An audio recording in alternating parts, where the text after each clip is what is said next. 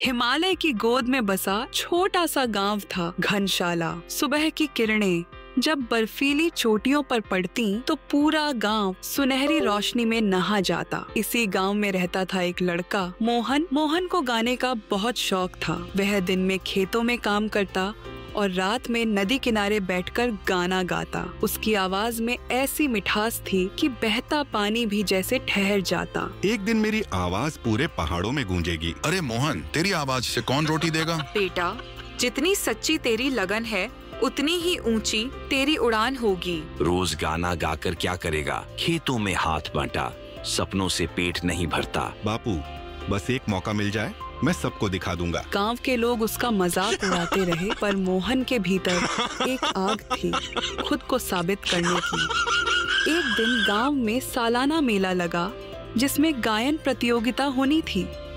मोहन ने नाम लिखवाया तो सबने हंसना शुरू कर दिया। अब ये खेत वाला लड़का गाना सुनाएगा। भगवान, आज मेरी आवाज मेरी पहचान बन जाए। जब मोहन ने गाना शुरू किया तो पूरा मैदान शांत हो गया। उसकी आवाज में पहाड़ों की मिठास और माँ की दुआ थी। गीत खत्म होते ही तालियों की गड़गड़ाहट गूंज उठी। भीड़ में से एक शहर का संगीतकार राजेश मिश्रा मंच के पीछे आया। बेटा, तेरी आवाज में जादू है। शहर चल, मैं तुझे बड़ा बनाऊंगा। सच में सर? हाँ, कल सुबह निकल चलो। मोहन घर लौटा, आंखों में सपने लिए। उसने माँ को बताया, पर पिता को ये बात पसंद नहीं आई। माँ, मुझे मौका मिला है, मैं शहर जाना चाहता हूँ। जा बेटा, अपनी आवाज को दुनिया तक पहुँचा। तेरे जैसे हजारों शहर में भटकते हैं, तू कहीं का नहीं रहेगा। फिर भी कोशिश तो करनी होगी बापू। मोहन ने घर छोड़ दिया और शहर चला गया। शहर की भीड़ भाड़, ऊंची इमारतें और तेज आवाजों के बीच उसकी आवाज खोने लगी। राजेश ने कुछ दिन साथ रखा, फिर उसे भुला दिया। अब वो सड़क किनारे गाना गाता और लोग सिक्के फेंक कर चले जाते, लेकिन हर रात माँ की आवाज उसके कानों में गूंजती। हार मत मानना बेटा। एक दिन रेलवे स्टेशन के पास जब वो गा रहा था, एक रेडियो प्रोड्यूसर वहां से गुजरा। उसने रुककर मोहन का गाना सुना और पास आया। अरे भाई, ये आवाज तो कमाल की है। तुम्हारा नाम क्या है? मोहन, घनशाला गांव का। कल सुबह स्टूडियो आना, तुम्हारे लिए रिकॉर्डिंग करनी है। अगले दिन मोहन स्टूडियो पहुंचा। दिल में डर था पर आंखों में उम्मीद। जैसे ही उसने गाना शुरू किया, सबकी आंखें नम हो गईं। वो गाना था, पहाड़ों की हवा में मेरा दिल बस गया है। वो गाना रेडियो पर चला और रातों रात मशहूर हो गया। लोग पूछने लगे, कौन है ये नई आवाज?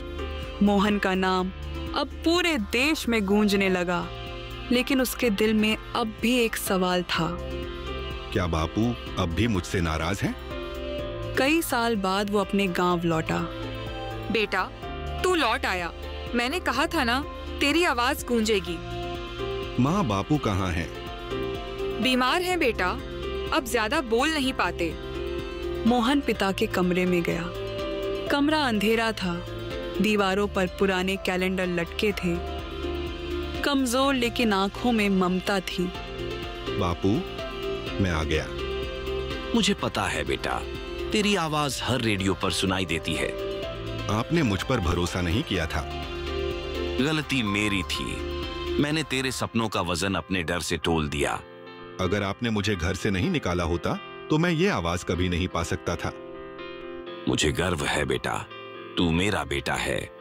कुछ महीनों बाद मोहन ने गांव में पहाड़ी संगीत विद्यालय खोला, जहां बच्चे मुफ्त में गाना सीखने आते थे। वो हमेशा कहता, सपने छोटे या बड़े नहीं होते, बस कोशिश सच्ची होनी चाहिए। अब जब सूरज पहाड़ों के पीछे ढलता, मोहन अपने पुराने पत्थर पर बैठकर गाता, माँ देखो, तुम्हारा बेटा अब भी गा रहा है। किसी की आवाज या सपनों को कभी छोटा मत समझो। पहाड़ों की तरह सच्चे सपने देर से दिखते हैं, पर चमकते जरूर